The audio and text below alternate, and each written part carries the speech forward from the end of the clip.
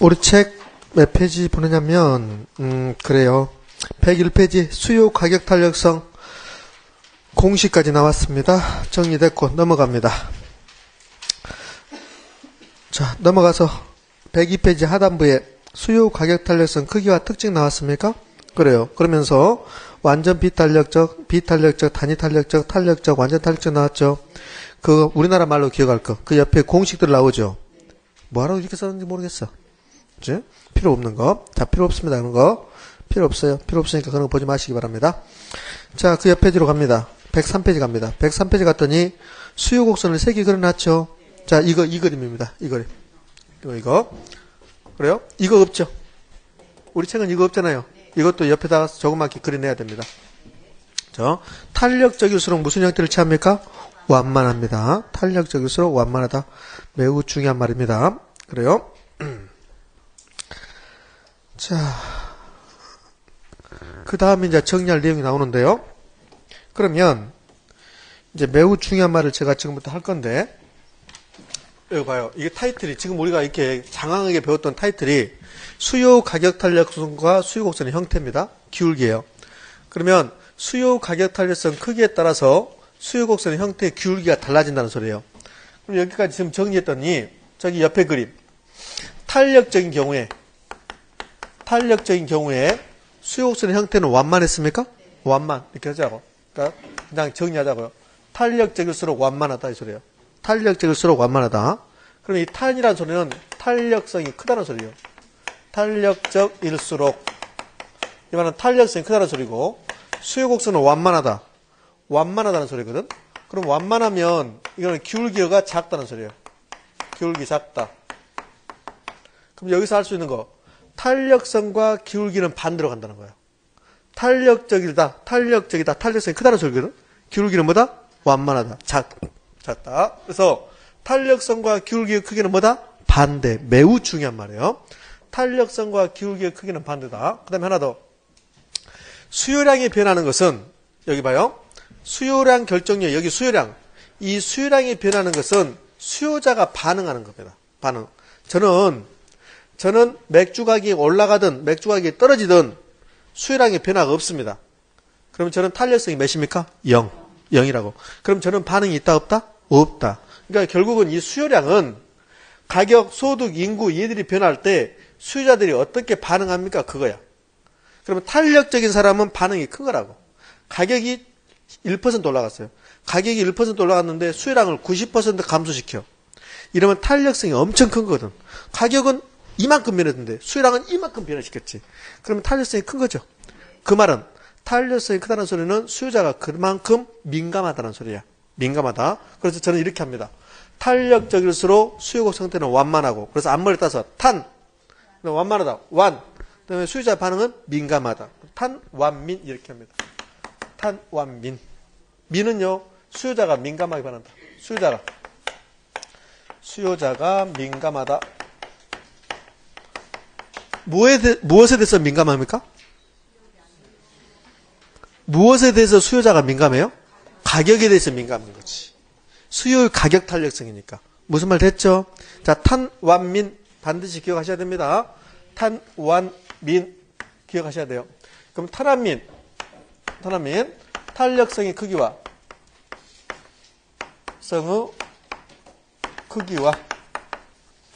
기울기의 크기는 뭐? 반대. 탄력성이 크면 기울기는 뭐다? 작아진다. 매우 중요한 말입니다. 탄력성이 크면 기울기를 작아진다. 매우 중요한 말 됐습니다. 4번하고 2번하고 4번. 탄력적이다. 2번이. 그럼 완만하죠. 기울기는 크다 작다? 작다. 얘는 비탄력적이다. 기울기는 크다 작다? 크다. 급경사.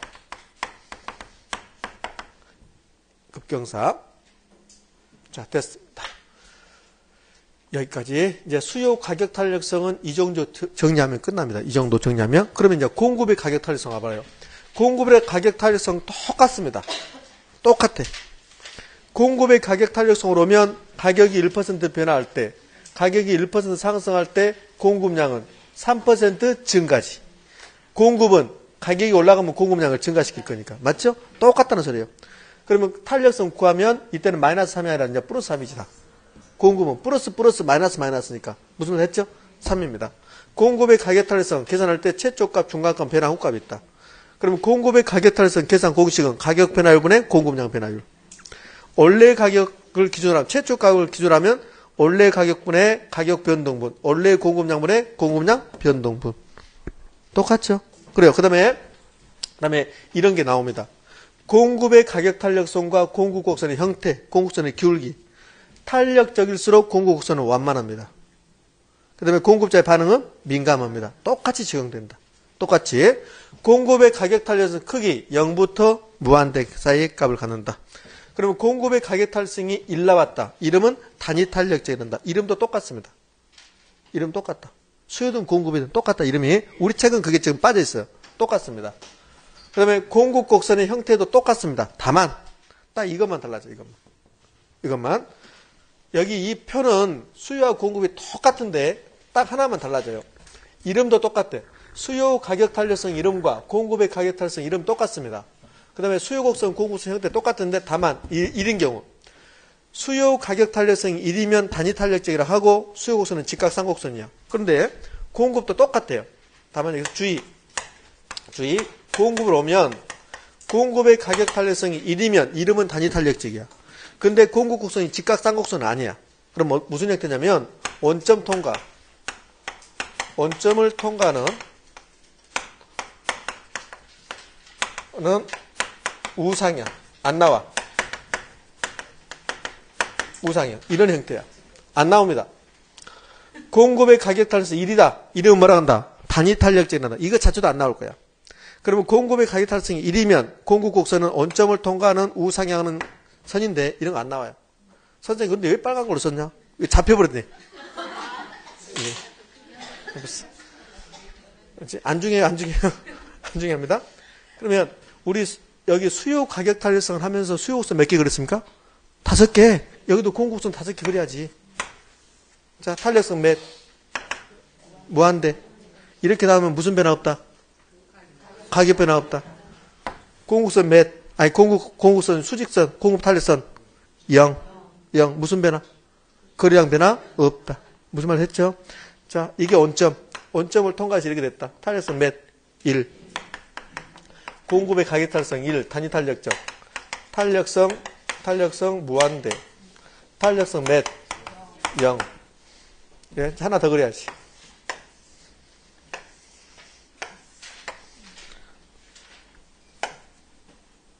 4번, 2번. 어디가 탄력적? 2번이 탄력적. 완만, 민감.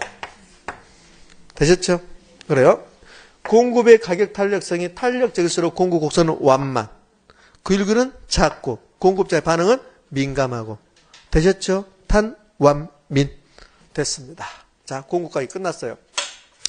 근데 공급을 보면, 우리 책의 공급 부분 보면 이런 거 없어요.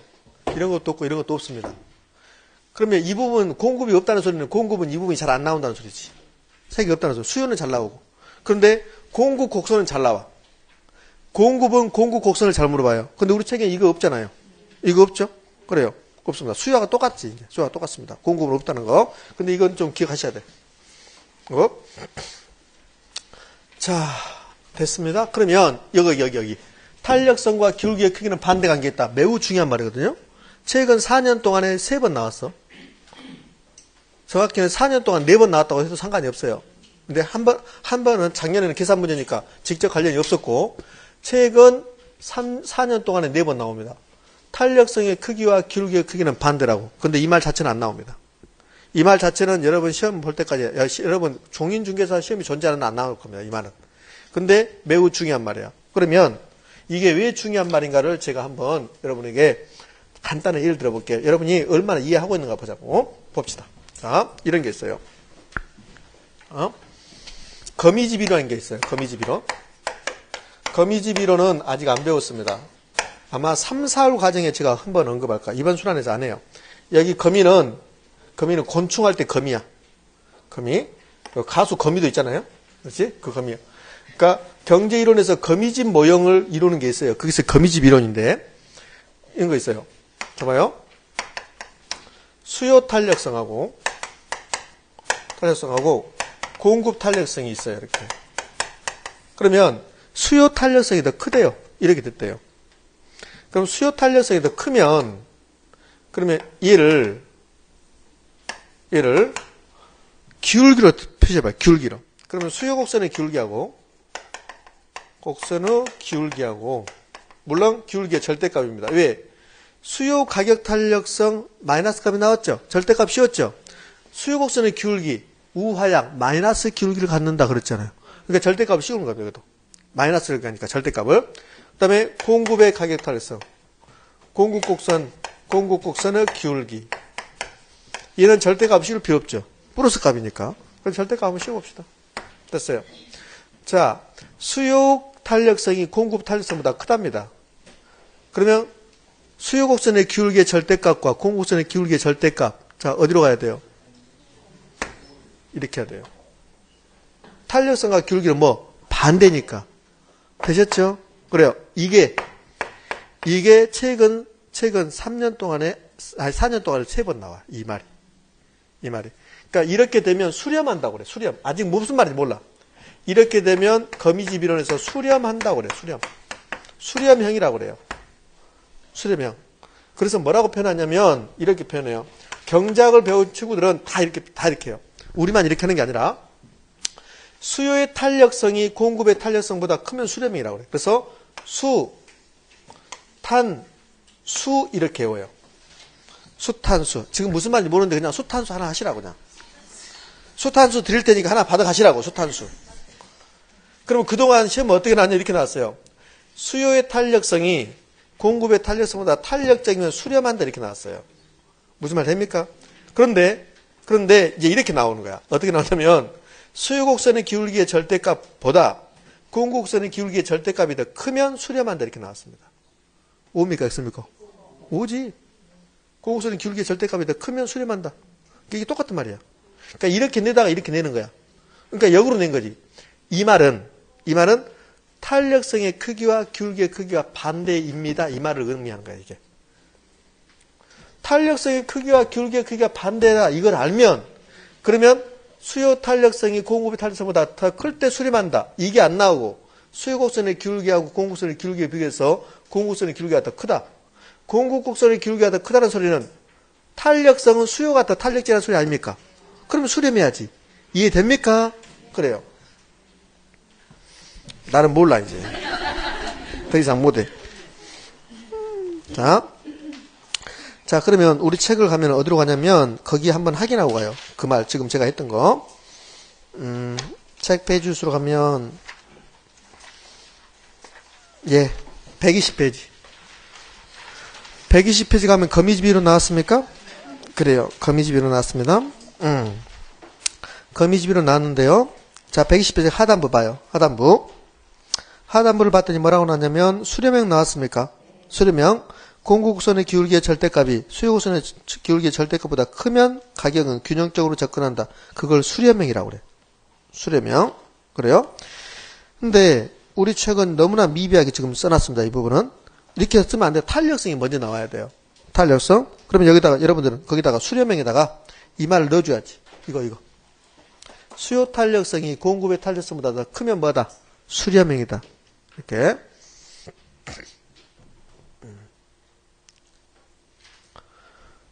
자. 탄력성의 크기와 기울기의 크기는 무슨 관계에 있다? 반비례 관계에 있다. 반대로 가고 있다. 매우 중요한 말입니다. 나중에 이게 또 한 번 나옵니다. 이게 여기서 나오고 나중에 세금 문제에서 또 한 번 나와요. 그러니까 그때 다시 제가 물어보면 안 배운 것처럼 하면 곤란해져. 그때 안 배운 것처럼 기억이 없는데요. 교수님 말 안 했는데요. 다른 학원에서 말하고 우리한테 말 안 했는데요. 뭐 이렇게 이야기할 거란 말이지 분명히. 그럼 이제 곤란해지니까 제가 여기다 표시해놔야 되겠다. 여기다가 했다고. 자, 됐습니다. 그러면 다시 이제 책 원상태로 갑니다. 원상태로 와서 우리는 102페이지 끝까지 끝났고요. 그 다음에 103페이지 하기 전에 잠시 어디로 가냐면 105페이지로 갑니다. 105페이지로 가면 수요의 소득 탄력성 나왔습니까? 그래요. 105페이지 수요의 소득 탄력성. 소득이 나오면 소득이 나오면 정상재, 열등재 구별하는 거죠. 그래요. 자, 105페이지 수요의 소득 탄력성에서 동그라미 3번. 기업 소득 탄력성이 0보다 크답니다. 정상재. 소득이 증가할 때 수요량이 증가한다 이 말이에요. 정상재. 정상재는 수요의 소득 탄력성이 0보다 크다. 양수다. 수요의 소득 탄력성이 1보다 크면 정상재, 1보다 작으면 열등재 이렇게 출제할 수 있어요. 그럼 뭡니까? X입니까? X지. 0보다 해야 돼. 0보다. 0보다 크다, 0보다 작다 그래야 돼.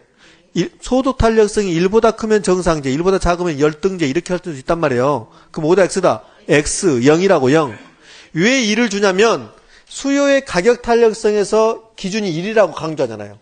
수요 가격 탄력성 기준이 1이고 1보다 크면 탄력지, 1보다 작으면 비탄력지니까 우리 머릿속에 1이 있다고. 1이 있단 말이에요. 그래서 출제자는 그것을 속인단 말이에요. 수요의 소득 탄력성이 1보다 크다. 그러면 정상재 1보다 작다. 그러면 열등재. 그럼 5다 X다. X. 뭐라고? 0. 자, 니은 소득 탄력성이 0보다 작다. 그럼 무슨 재? 열등재. 0보다 작다는 소리는 음수란 소리야. 음수. 마이너스 값이라는 소리예요. 열등재. 소득 탄력성이 0이다. 중립재. 됐습니다. 그 다음에 그 밑에 3번 교차 탄력성. 교차 탄력성의 정의. 자, 보시고 넘어갑니다. 넘어가서 106페이지. 106페이지를 봤더니 3번, 동그라미 3번, 수요 교차 탄력성, 거기, 교차 탄력성이, 거기, EXY 나오죠? 그게 이제 교차 탄력성이라는 부호 표시입니다. 그거 필요 없어. 필요 없고, 그 말이 교차 탄력성이라는 소리예요. 교차 탄력성이 0보다 크다? 대체제. 그러면, Y제의 가격이 상승하면, X제의 수량은 증가했죠? Y제를 연립주택, X제를 아파트 하면 되잖아. 연립주택 가격이 올라갔더니, 아파트 수요 증가했다. 맞죠? 그럼 두 제는 무슨 제? 대체제. 교차 탄력성이 마이너스 값이 나왔다. 0보다 작다. 음수값이 나왔다. 그럼 무슨 제? 보완제. 교차 탄력성이 0이다. 두 자는 아무런 관련이 없다. 독립제 이렇게. 독립제 시험에 안 나와. 자, 그 밑에 대표예제. 계산 문제거든요. 계산 문제 지금도 할 건데 하지 말까요? 네, 하지 말아요. 하지 말고. 하지 말고 거기 봐봐요. 네 번째 줄에 단. 찾으셨습니까? 가로 열고 단. 탄력성 계산 시 기준 가격과 수요량은 최초값을 기준으로 한다. 무슨 말 됐죠? 이거야 이거. 계산하는데 이걸로 하십시오 이 소리야 이거. 이렇게 낸단 말이에요. 이해되셨나요? 예, 됐습니다. 자, 그 다음에 이제 다시 수요 가격 탄력성 옵니다. 수요 가격 탄력성 103페이지 갑니다. 수요 가격 탄력성에서 이제 우리 네 번째. 수요 가격 탄력성 세 번째가 이거거든. 네 번째 할 겁니다. 네 번째. 시험에 매우 빈번하게 출제. 무조건 빈번하게 해버려야 된다. 무조건 빈번하게. 이게 엄청나게 중요해. 막 그래봐야지. 다 중요해. 별표 10개. 막 이렇게. 자, 4번. 수가땅과 기업의 총수입의 관계.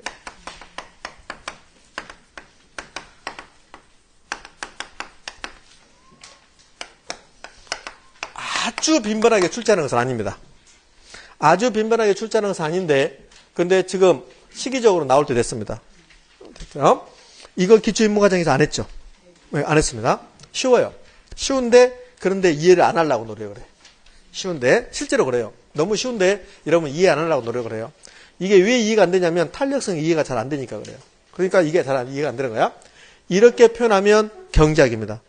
경제학은, 기업은 뭐예요? 공급자죠, 공급자. 그러니까 경제학책을 보면, 수요 가격 탄력성과 기업의 총수입의 관계, 수요 가격 탄력성과 공급자의 총수입의 관계 이렇게 나와요. 무슨 말이냐면 어떤 기업이 물건을 만들어서 파는데 그 물건의 수요 가격 탄력성 크기에 따라서 그 기업의 총수입이 달라진다는 소리예요. 이게 수요 가격 탄력성과 기업의 총수입의 관계야. 그럼 이렇게 나오면 경제학 시험 문제고 우리 부동산학에서는 어떻게 나오냐면 이렇게 나와요. 이 말을 수요의 임대료 탄력성이에요. 수임탄, 의미. 임대료가 변할 때 수요량이 변하는 정도가 수요 임대료 탄력성이야. 가격하고 수요 임대료는 똑같은 말이죠. 그러니까 똑같은 표현이야. 수요 임대료 탄력성과 임대인의 총수입의 관계 이렇게 나와. 우리 부동산학에서는. 임대주택 시장에서 수요자의 임대료 탄력성의 크기에 따라서 임대인의 총수입은 임대료 수입은 달라진다는 소리야. 자, 그럼 우리 상식적으로 생각해봐요. 우리 해운대구에 임대주택이 부족해요. 해운대구에 임대주택이 부족합니다. 그러면 수요의 임대료 탄력성, 임차인의 수요 임대료 탄력성은 탄력적일까 비탄력적일까? 비탄력적이야. 부족하면 갈 데가 없는 거야. 죽어도 거기에 살아야 돼. 이해됩니까? 비탄력적이야. 그때 임대인들은 임차인이 어디 갈 곳이 없다는 거 알아요. 그때 임대료를 올려버립니다. 그럼 임차인은 갈 데 있다 없다? 없지요. 그럼 올라가면 그걸 내야 돼요. 그러면 임대인의 수입은 어떻게 될까? 증가하는 거죠. 잘 봐요. 임차인의 수요가 비탄력적이라는 소리는 갈 곳이 없다는 소리야. 그런데 반대로 해운대구에 임대주택이 100개가 필요한데 100개가 지금 비어 있는 거야. 총 200개가 있는 거야. 총 200개가 있고 100개가 비어 있는 거야. 근데 지금 100개가 지금 임대되고 있어요. 이 100개 임대인들이 임대료를 2배로 올려. 그럼 여기 임차인들이 전부 다 빈대로 가버린 거야, 빈채로. 그럼 이 사람들은 다 빵이 되는 거야. 이해됩니까? 그러면 남아 돌면 탄력적, 비탄력적? 탄력적이야. 남아 돌면 갈 데가 있는 거야. 갈 데가 없으면 어쩔 수 없이 거기 살아야 돼. 그건 비탄력적이야. 이해되죠? 그러면 탄력적일 때 임대인이 임대를 올려요. 야, 너희만 임대주택이야. 나 저쪽 이사 갈 거야. 그러면 그 임대인은 임대료 수입이 빵이 되는 거야. 그러면 탄력적일 때 가격을 올리면 된다, 안 된다? 안 되는 거야. 그거. 이해됐죠? 이해 안 되신 분? 이해 안 되신 분 쉬는 시간 나한테 와. 이해 안 되신 분. 그렇지 않으면 내일 내가 어디 가는데 그때 같이 가게. 같이. 그렇지 않으면 내 집이 강주인데 강주로 와, 그냥. 토요일, 일요일 오시고, 강주도 구경시켜드리고 제가 다 해드릴게. 그래가지고 결혼도 알려드리고. 그렇죠? 안 돼 하시는 분. 다 이해됐죠? 봐. 갈 데 없이. 우리 해운대구에 임대주택이 100개가 있어. 근데 100개가 필요해. 100개밖에 없는 거야. 100개밖에 없어요. 그럼 이제 갈 곳이 없는 거죠. 그러면 임대인 아들하고 임차인 아들하고 싸웠어. 임차인 아들을 뚜렷했어, 임대인 아들을. 그럼 조마조마한 거야. 갈 데가 없으니까 나가라면 어떡할 거야. 엄동설하네. 그게 비탄력적인 거야. 그러면 갈 데가 없는데 임대인들이 단합을 해서 임대료를 50% 더 올려요. 그럼 우리는 어쩔 수 없이 임차인들을 내야 되잖아요. 맞죠? 그럼 그때 임대인의 수입은 뭐예요? 증가. 그럼 여기 쓸 수 있지. 끝났어, 이제. 다 이해했어? 비탄력적일 때. 네. 가격을 상승시켜요. 임대료를 상승시키는 거죠. 임대주택 시장에서는 가격 상승시킵니다. 그러면 기업의 총 수입은? 오케이. 총 수입은 증가. 끝. 그럼 가격이 다운시키면 총 수입은 감소. 토요일날 강주 오실 분이 몇 분 보인다. 토요일. 그럼 이렇게 하시면 되겠다. 내가 토요일날 오시면, 일요일날 오시라. 그러면 서울 갔다가 부산 왔다 이렇게 다시 가게. 그러면 되지. 그러면 될 거 아닙니까? 서울 안으로 수업 듣고 여기서도 와서 수업 듣고 그러면 되겠네. 예? 저는 이렇게 정의해요. 이는 저는 이렇게 씁니다. 앞으로 저하고 약속하는 거야. 얘를 뭐라고 하냐면 B는 같은 방향이라고 이렇게 해요. 앞으로 여러분들이 5, 6월 달 되면 B는 같은 방향 이걸 금방 알 거예요. B는 같은 방향. 선생님 이게 무슨 뜻이야? 비탄력적일 때 가격과 총수입은 같은 방향으로 갑니다. 이 소리야. 비탄력적 때 가격 올리면 총수입 증가. 그러면 가격 떨어뜨리면 총수입 감소. 맞죠? B는 같은 방향. 그걸로 땡. 네. 자, 해야지. 자, 왜 그런가? 결론이에요, 결론. 이해됐으면 결론이 된 거야. 아까 제가 설명을 이해됐으면 결론이 된 거야. 자, 그러면 첫 번째. 자, 봅시다. 우리 기업의 총수입. 이 기업의 총수입을 결정하는 것은 뭐하고 뭘까? 가격하고 판매량이지. 어떤 제의 가격, 그 다음에 판매량. 판매량은 수요량이에요. 사줘야지 팔 거 아닙니까? 이렇게 된 거야. 그러면 내가 어떤 물건을 내가 파는데 가격이 1,000원이래요. 10개를 팔았대요. 10개를. 그럼 나의 총수입은 10,000원.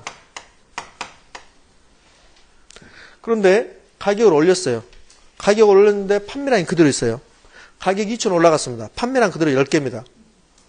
그러면 총수입은 얼마? 20,000원. 그러니까 판매량이 그대로 있는 상태에서 가격 올리면 총수입 증가. 수요량이 그대로 있는 상태에서 가격이 떨어지면 총수입 감소. 맞죠? 이번에는 가격은 그대로 두고 수요량이 증가해요. 총수입 증가. 가격 그대로 두고 수요량이 감소해요. 총수입 감소. 그러면 앞에 있던 거랑 뒤에 있던 거 연결하면 총수입은 가격과 판매량, 수요량이 결정해 준다는 소리예요. 이해됩니까? 그렇지. 그런데요, 이런 경우는 극단적인 거죠. 가격 올라갔는데 수요량이 불변이다. 이거는 극단적인 경우죠. 가격 올라가면 수요량은 떨어지는 거지. 근데 가격이 얼마 올라가고 수요량이 얼마 떨어지냐. 그걸 논해야지 이제. 자, 그러면 가격이 올라가는데 수요량이 불변이 돼요. 이런 경우 있을까 없을까? 있지. 탄력성으로 말하십시오. 완전 비탄력적. 가격 올라가는데 수요량 그대로일 때 나는 맥주 가격이 올라가도 한 달에 맥주 10병은 먹을 거야. 그 사람이야. 완전 비탄력적. 그럼 이 말이지.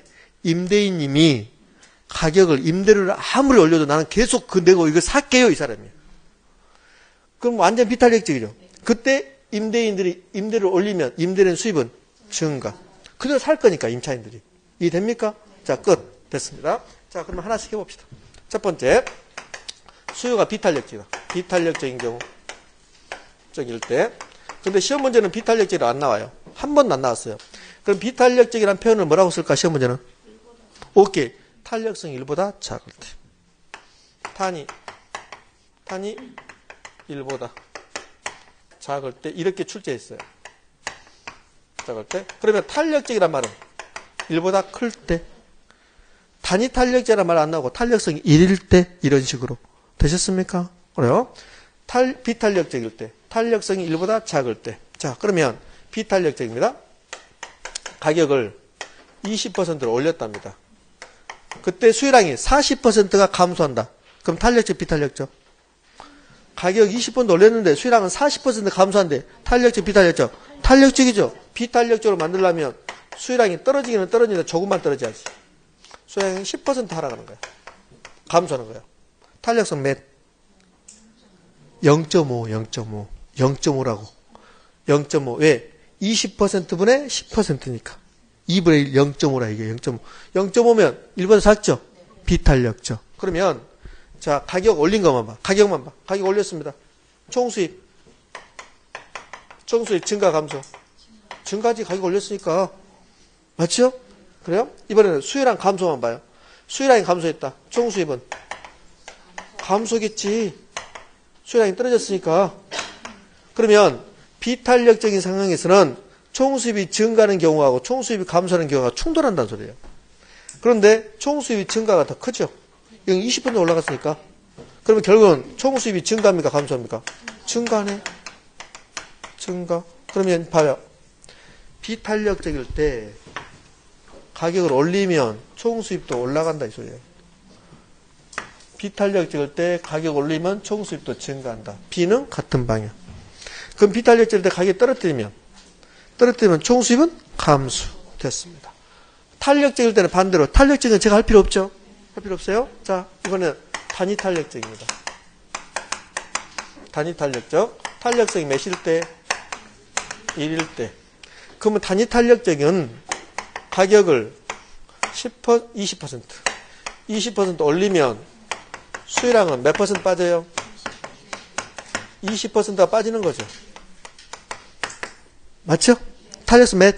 1. 20분의 20. 1. 자, 여기 총수입은? 총수입 증가, 감소? 증가. 가격 올라갔으니까.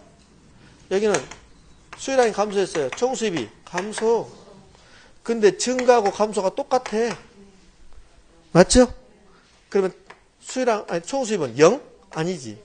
총수입 무슨 변? 불변. 올라간 거다가 떨어진 거다가 똑같으니까 불변이지, 불변. 단위 탄력적일 때 가격을 올리든 가격을 떨어뜨리든 총수입은 무슨 변? 불변. 되셨습니까? 예, 그래요. 자,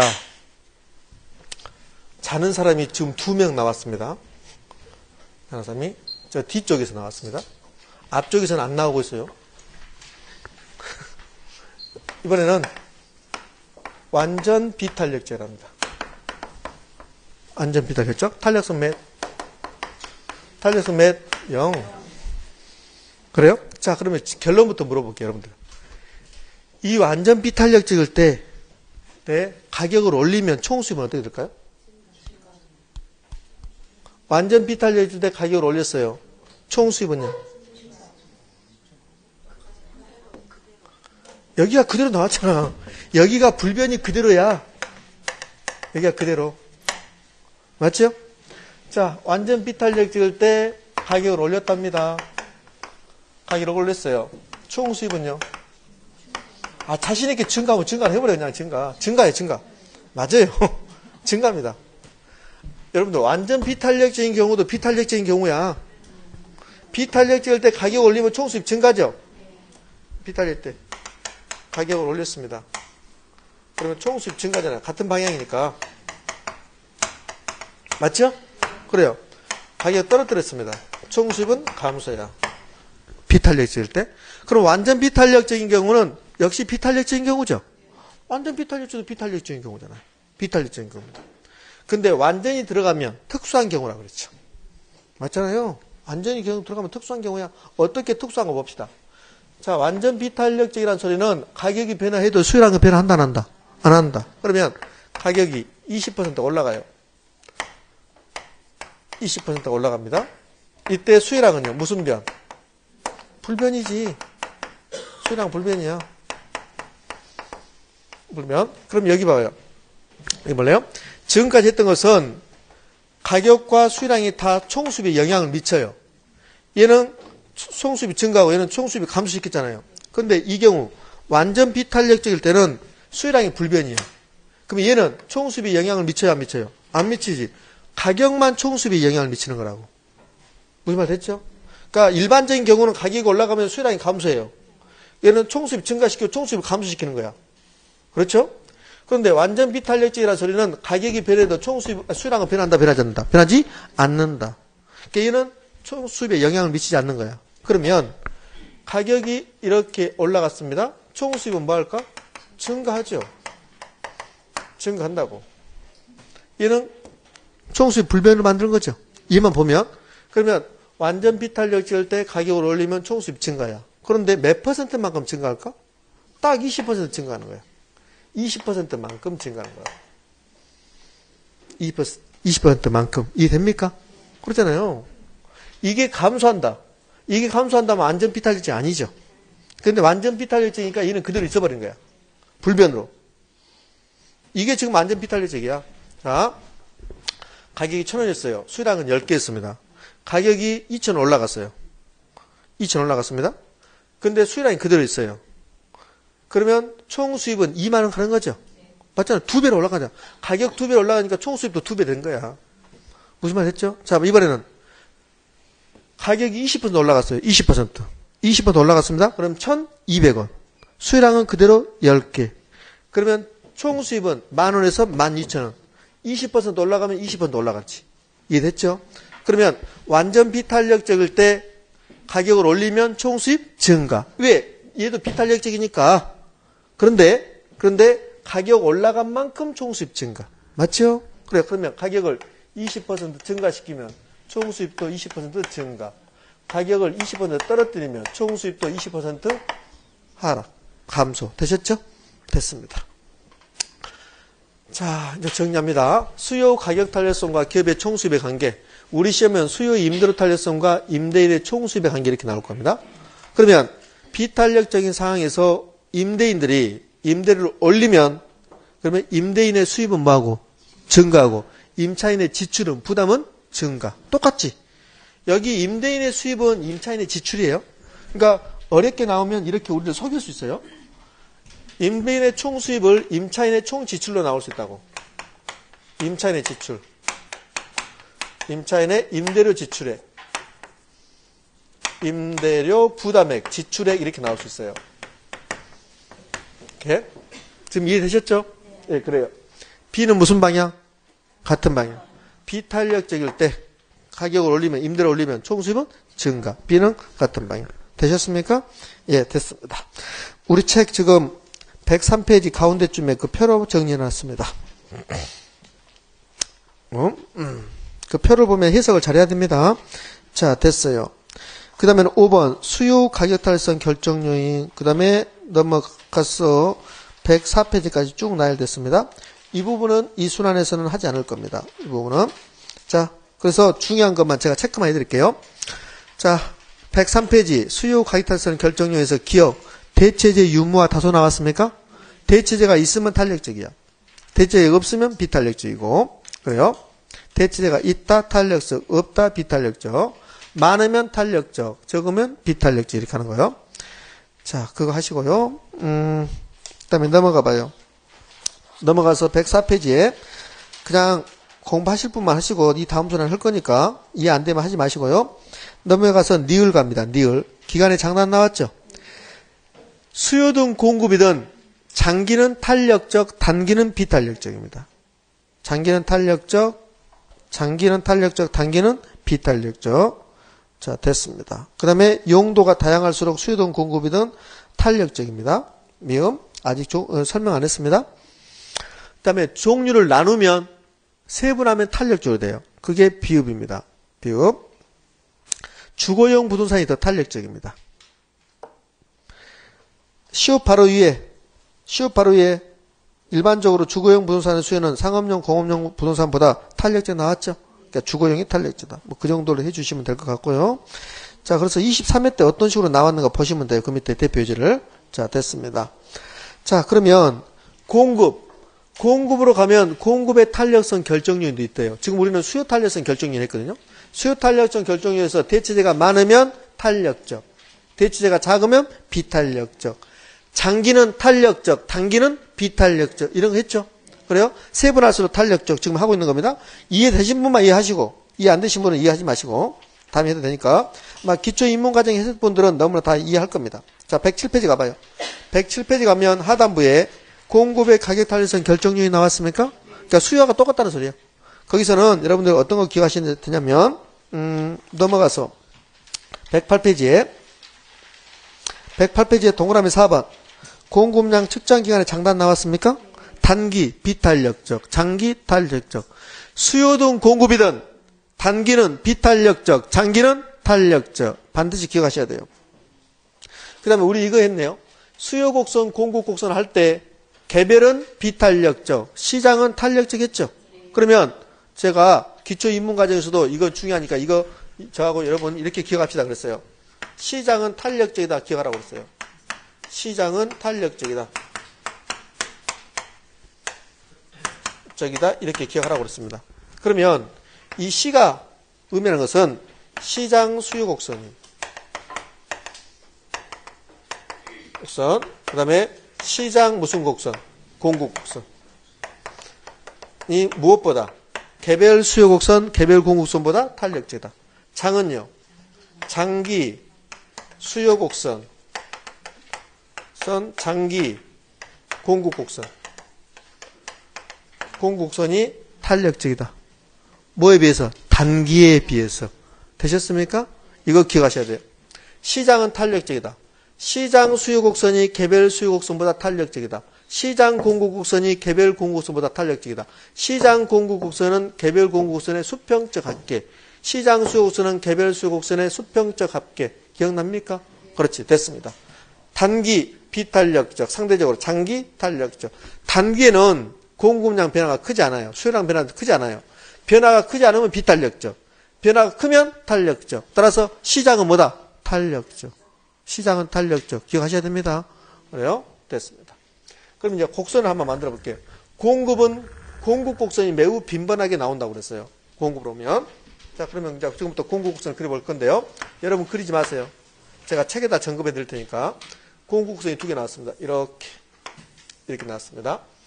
1번, 2번. 어디가 더 탄력적? 2번이 탄력적이죠. 탄력적이야. 얘는 상대적으로 비탄력적이야. 굳이 쓰자면 얘는 장기, 얘는요 단기, 얘는 시장, 얘는 뭐요? 개별. 부동산 공급은 단기 공급과 장기 공급이 있어요. 부동산 공급은 부동산이 갖는 내구성이나 특성 때문에 생산 공급이 있고 보유 공급이 있어요. 생산 공급, 신규 공급, 장기 공급 맞나요? 그렇지. 맞죠? 유량 공급, 저량 공급. 유량 공급. 그러면 얘를 무슨 공급? 유량이라고 쓸 수 있겠네. 맞죠? 그 다음에 단기는요. 단기는 유량이니까 저량이니까 저량. 이렇게 쓸 수 있어요. 엄밀하게 저량은 수직선이야. 수직선. 재량은 지금이니까 지금 존재하니까 수직선이요. 네? 이렇게도 나눠볼 수 있어요. 이렇게도. 엄밀하게 재량은 수직선입니다. 이렇게. 자, 됐습니다. 뭐 그 정도 해주시면 될 것 같아요. 자, 그러면 이제 우리 공급으로 다시 가는데요.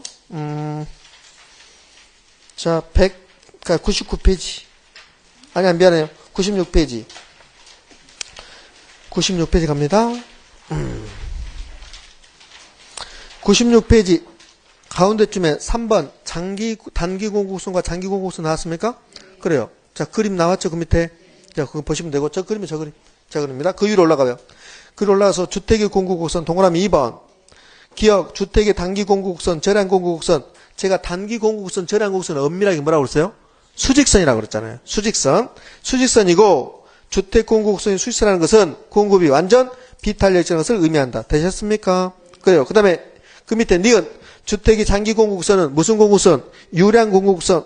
장기에는 공급이 보다 더 탄력적이 되면 장기가 탄력적이라고 그랬죠? 탄력적이다. 그러면 완만해져야 되겠지. 그러면 우상향하는 형태다. 되셨습니까? 그럼 우상향 밑에다가 용도의 다양성 쓰십시오. 용도의 다양성. 용도의 다양성으로 인해서 용도적 공급이 가능하죠. 그럼 용도적 공급이 가능하면 부동산 공급선은 무슨 형태? 우상향하는 형태. 24회 때 출제. 자, 여기까지 하면 우리는 수요 공급 다 마무리했습니다. 그러면 책 순서로 보면 몇 페이지까지 끝났냐면 113페이지까지 끝났답니다. 그래요. 113페이지 끝났습니다. 그럼 지금까지 했던 거 완벽하게 정리되는 거 아는 거요. 완벽하게 정리는 3월달, 5월달까지 완벽하게 정리됩니다. 10분